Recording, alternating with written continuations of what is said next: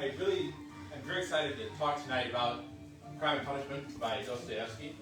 And I wanted to thank, first off, Father for allowing me to do this evening. I want to also thank the staff of Holy Family Church. They've been very accommodating, the room, the facilities, and the printing job that was done for the prints that we made. I want to thank you for being here tonight as well. Thank you so much for being here. It's excellent to see your bright shining faces waiting to find out about the story of murder. It's awesome, really, to see. That was a joke. There are printouts, so there were printouts. I only could make 10, just so you know. And if you didn't get one, I'm sorry. Perhaps we can make more later, or I can give you the readings later. I figured it was easier that way than to attempt something of printing the whole book, or referring to the book piece by piece. Okay. I was playing the Russian music in the background, but I don't think I will because of that exactly. Thank you. So ads cropping up suddenly. So my name is William Lassiter, for those of you who have not met me before. And I've been a teacher for 25 plus years, English literature, history, as well as a little smattering of Latin. I do want to start off with a little bit of caveat here, a little caveat for the giving of a lecture on crime and punishment. First off, I'm not a scholar of Dostoevsky, scholar in air quotes. I'm not a scholar. I don't read Russian, okay? I don't know Russian history as well as I ought. It's sketchy.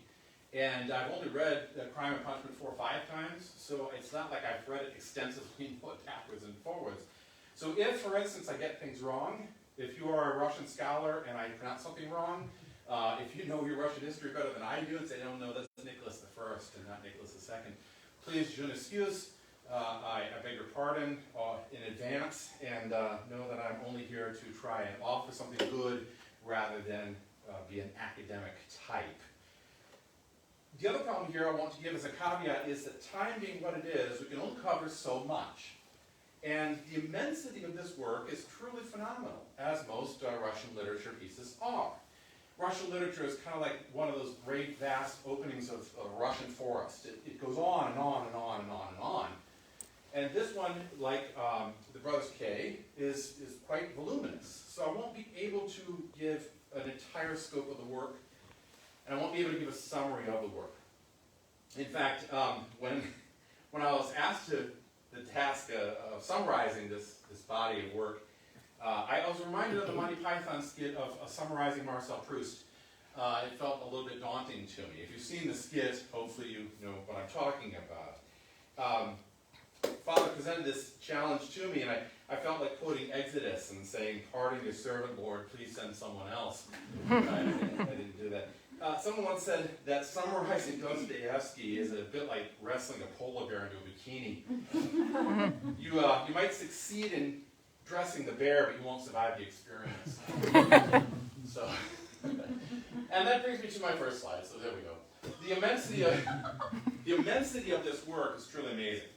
And what I would like to do here is I'd like to say that there are many reasons to love Dostoevsky, and I'll gloss over those really quickly.